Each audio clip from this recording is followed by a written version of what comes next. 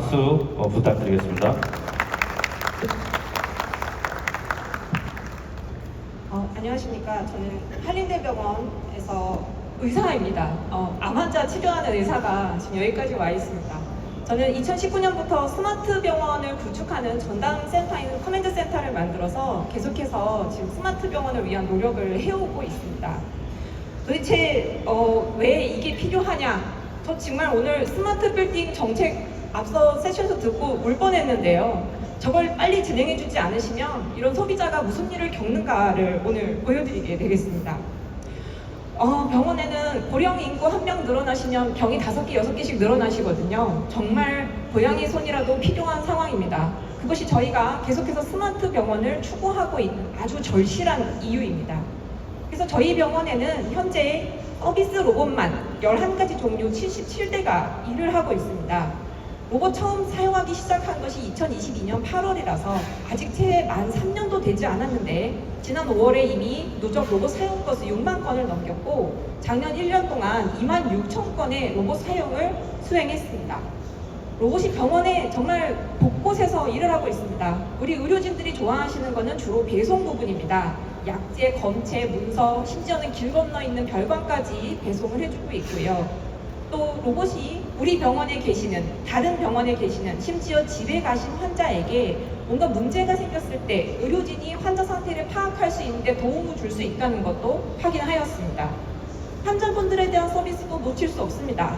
외래에 방문하신 환자분들에게 길 안내를 하고 입원 환자를 찾아가서 오늘 받으실 검사는 이런 검사입니다 라는 영상 안내를 해드리고 방역 서비스, 환자가 준비한 물건을 병동으로 배송하는 서비스, 특별한 날에는 어린이 환자를 위한 선물 배송까지 담당하고 있습니다.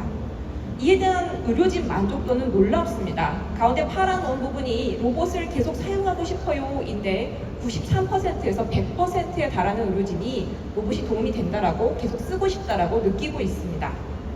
대표적인 사례 하나 보여드립니다.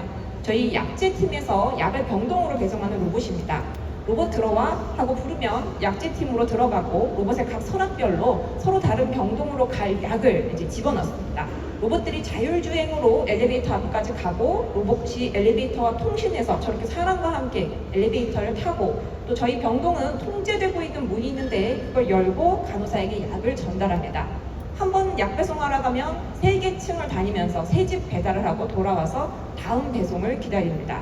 기존에는 15개 병동에서 각각 다 1명씩 사람이 계속 내려가서 약을 받아오던 것을 로봇이 가져다 주니 만족도가 저렇게 높을 수밖에 없는 것입니다.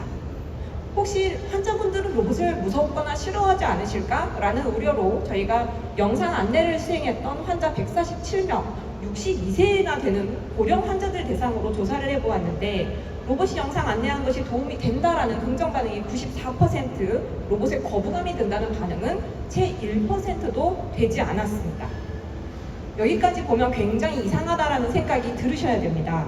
병원에 로봇이 필요합니다. 병원에서 로봇을 아주 많이 잘 쓰고 있습니다. 의료진도 만족합니다. 환자도 좋다고 하십니다. 그런데 왜 식당에서 서빙 로봇은 흔히 보는데 병원에서 로봇을 보는 거는 좀 신기한 일인 걸까요?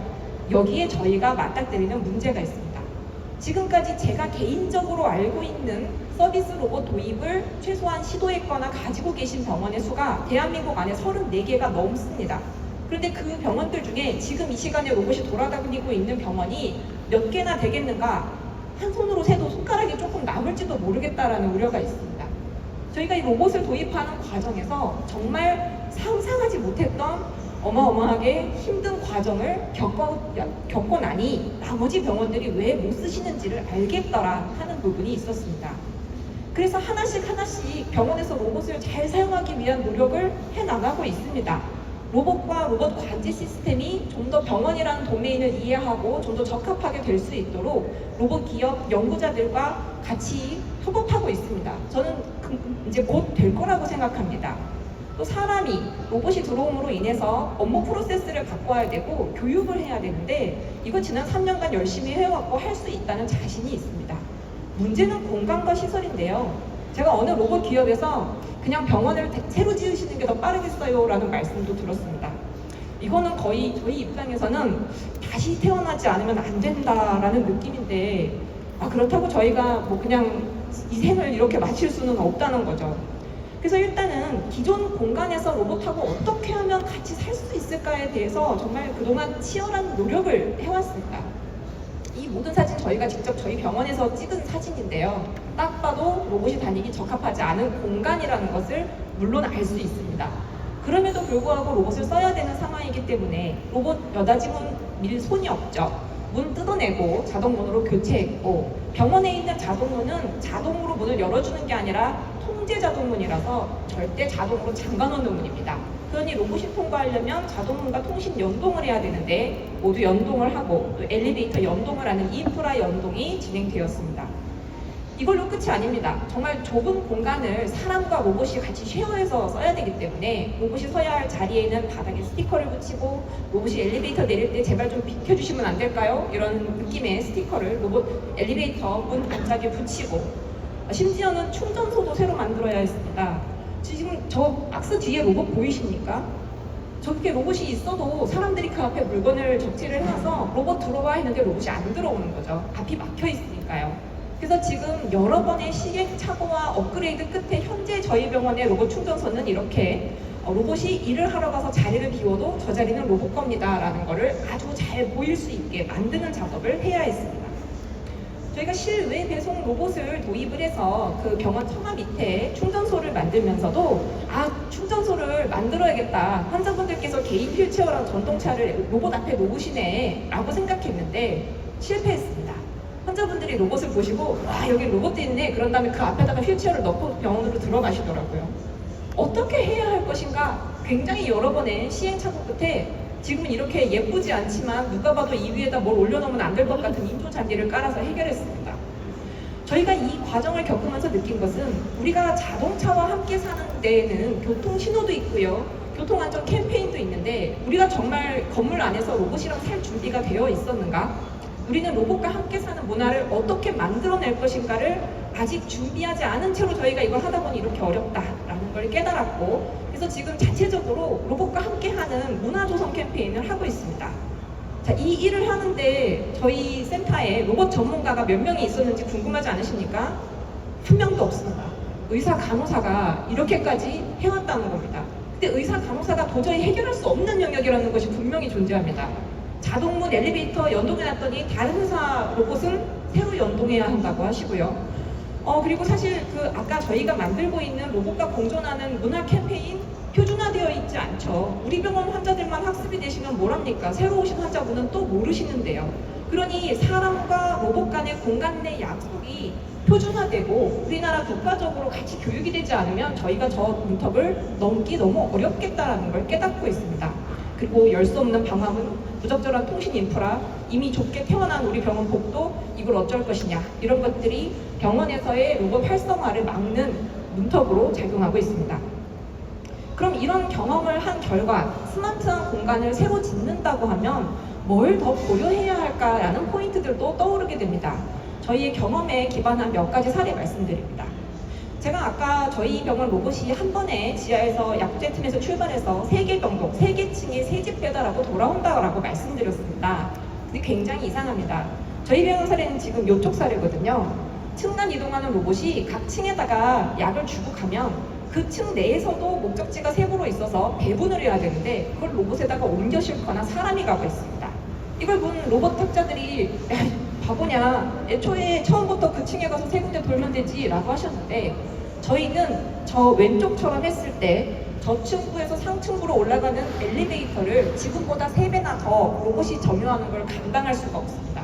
지금도 휠체어 타시는 환자분들 때문에 로봇이 엘리베이터를 못 타가지고 계속 기다리는 일들이 일어나고 있는데, 그렇다면 앞으로 미래에 지을 건물은 엘리베이터 대수를 예측할 때 사람의 이동량뿐만 아니라 로봇의 이동량까지 고려해서 만들어 주셔야 되지 않을까라는 생각을 하고 있습니다.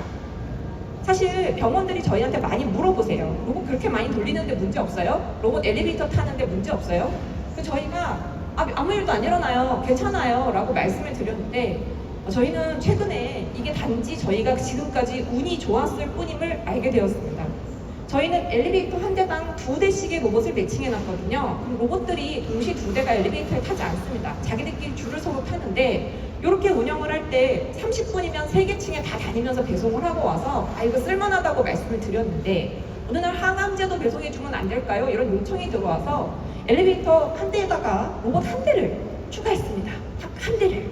그래서 한 엘리베이터를 타는 로봇이 3대가 되는 순간 자기들끼리 교통정체가 발생했죠.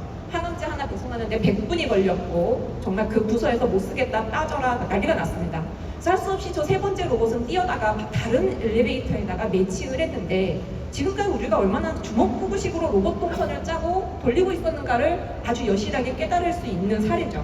그래서 사실 모든 건물에 로봇이 새로 들어갈 거다라고 하면 로봇 동선에 대한 시뮬레이션과 최적화가 반드시 있어야만 사용자가 문제없이 로봇을 쓸 수 있겠다라는 걸 느낄 수 있습니다. 그리고 저희 치료 배송 로봇이 정말 기특하게도 횡단보도를 무려 2번이나 건너가지고 별관으로 물건을 가지고 가는데 얘가 길을 건널 때마다 마음이 조마조마해서 아주 죽겠습니다. 사람 치면 안 되고요. 환자한테 양보해야 되고요. 그러니까 로봇이 주춤주춤하고 길을 건너는데 저거 신호등 바뀌면 어떡하지? 차한테 뺑소니 당하면 어떡하지? 사실은 저희 로봇이 한번 차한테 치였습니다. 로봇은 죄가 없었으나 치였습니다. 이런 일을 겪으면서 너무 불안한데 사실 요새 스마트 교통통제 시스템이 119 구급차하고 연계되는 사례를 저희가 보고 있거든요. 119 차가 지나갈 때까지 잠깐 신호를 더 유지해 주십니다. 로봇이 마음 놓고 실외를 돌아다니려면 도시의 교통통제 시스템과 반드시 연계가 되면 좋겠다라는 희망을 크게 하게 되는 사례입니다. 이 그림은 복잡해 보이지만 스토리는 이렇습니다. 우리 병원 환자가 집에 가셨는데 심장이 안 좋으세요. 웨어러블 모니터링으로 심전도를 모니터링하고 있습니다. 스마트워치 비슷한 거죠. 계속 심전도를 보고 있는데 이 환자가 하고 심장마비가 옵니다. 그럼 AI가 심전도 판독하거든요. 이 환자 심장에 문제가 생겼다고 얘기하면 모니터링하는 의료진한테 연락을 해줄 수 있습니다. 이미 있는 기술이고요. 근데 그걸 받으면 우리 의료진이 뭘 할 수 있겠는가? 집에 계시고 혼자 사시는 환자분이신데 전화 걸겠죠. 근데 하고 쓰러졌는데 전화 받겠습니까? 못 받으시겠죠. 그럼 그때는 뭘 할 거냐가 마땅치가 않은 겁니다.